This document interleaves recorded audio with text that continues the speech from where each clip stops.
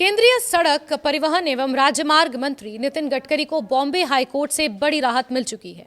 अदालत ने सरकार के E20 एथेनॉल ब्लेंडिंग कार्यक्रम को लेकर उनके परिवार के खिलाफ सोशल मीडिया पर प्रसारित किए जा रहे कथित मानहानिकारक डीप फेक और भ्रामक कंटेंट के प्रसार पर अंतरिम रोक लगाने का आदेश दिया है। इसके साथ ही हाईकोर्ट ने सभी प्रमुख सोशल मीडिया प्लेटफॉर्म्स और डिजिटल इंटरमीडिएटरीज को निर्देश दिया है कि ऐसे सभी आपत्तिजनक पोस्ट, वीडियो और अन्य सामग्री को तुरंत हटाया जाए।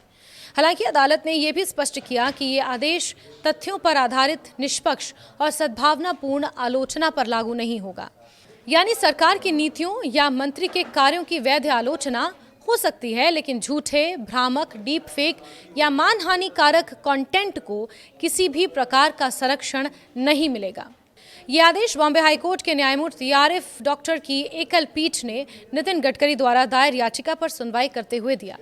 याचिका में आरोप लगाया गया था कि सोशल मीडिया पर डीप फेक तकनीक और फर्जी सामग्री का इस्तेमाल कर नितिन गडकरी और उनके परिवार की छवि को नुकसान पहुंचाने की कोशिश हो रही है। याचिका के अनुसार E20 एथेनॉल ब्लेंडिंग कार्यक्रम को लेकर कई ऐसे वीडियोस, पोस्ट और डिजिटल कंटेंट साझा किया जा रहा था जिनमें तथ्यों को तोड़ मरोड़ कर पेश किया गया और अपमानजनक भाषा का इस्तेमाल किया गया। गडकरी ने अदालत से इन सामग्रियों को हटाने और भविष्य में ऐसे कंटेंट के प्रसार पर रोक लगाने की मांग की थी। सुनवाई के दौरान अदालत ने संबंधित सामग्री का अवलोकन किया और कहा कि याचिका में जिन पोस्ट्स और वीडियो की ओर ध्यान दिलाया गया है उनमें प्रयुक्त भाषा बेहद आपत्तिजनक और अशोभनीय है। अदालत ने टिप्पणी की कि सार्वजनिक मंचों पर इस प्रकार की सामग्री का कोई स्थान नहीं होना चाहिए, क्योंकि इन प्लेटफॉर्म्स का उपयोग बड़ी संख्या में लोग करते हैं, जिनमें युवा और बच्चे भी शामिल हैं। अदालत ने ये माना कि अभिव्यक्ति की आज़ादी का मतलब किसी व्यक्ति की प्रतिष्ठा को नुकसान पहुंचाना या गाली गलौज और झूठी जानकारी फैलाने की छूट नहीं हो सकता। सुनवाई के दौरान मेटा और गूगल की ओर से पेश हुए वकीलों ने अदालत को ये बताया कि वो याचिका में चिन्हित किए गए कंटेंट को हटाने के लिए तैयार हैं। अदालत ने उनके इस बयान को रिकॉर्ड पर लेते हुए संबंधित सामग्री हटाने के निर्देश जारी कर दिए हैं।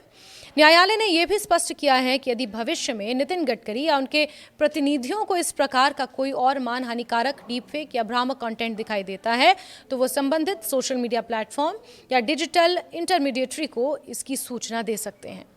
सूचना मिलने के बाद संबंधित प्लेटफॉर्म को कानून के अनुरूप आवश्यक कार्रवाई करनी होगी।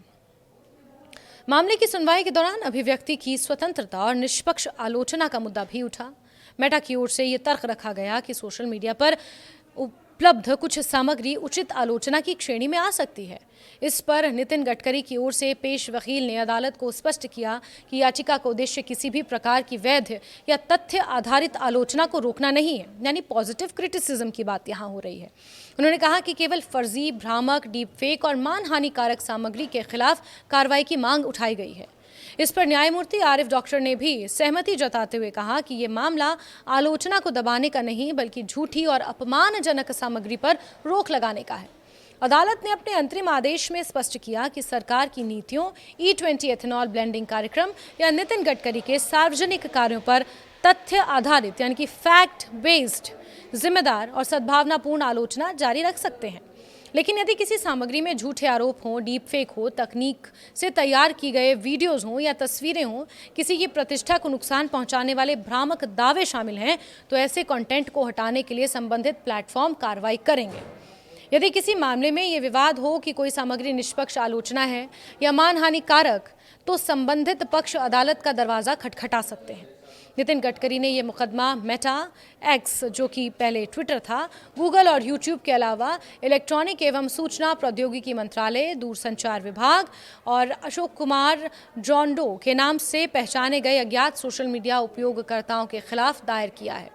भारतीय न्याय व्यवस्था में जॉन डो या अशोक कुमार मुकदमे उन अज्ञात व्यक्तियों के खिलाफ दायर किए जाते हैं जिनकी पहचान अभी स्पष्ट नहीं होती, लेकिन जिन पर अवैध या मानहानिकारक गतिविधियों में शामिल होने का संदेह होता है। ये मामला ऐसे समय में सामने आया है जब डीप फेक तकनीक और कृत्रिम बुद्धिमत्ता यानी AI के माध्यम से तैयार की जा रही फर्जी तस्वीरों और वीडियो को लेकर पूरी दुनिया में चिंता बढ़ रही है। पिछले कुछ वर्षों में कई सार्वजनिक हस्तियां, राजनेता और फिल्म कलाकार डीप फेक सामग्री का शिकार हो चुके हैं। विशेषज्ञों का मानना है कि एआई आधारित तकनीकों के तेजी से विकास के साथ सोशल मीडिया प्लेटफॉर्म्स की जिम्मेदारी भी बढ़ गई है कि वो भ्रामक और नकली सामग्री की पहचान कर उसे समय रहते हटाएं। बॉम्बे हाईकोर्ट का ये अंतरिम आदेश इसी दिशा में एक महत्वपूर्ण कदम माना जा रहा है। अदालत ने एक ओर जहां किसी व्यक्ति की प्रतिष्ठा और गरिमा की रक्षा को आवश्यक बताया है, वहीं दूसरी ओर लोकतांत्रिक व्यवस्था में अभिव्यक्ति की स्वतंत्रता और निष्पक्ष आलोचना के अधिकार को भी बरकरार रखा है।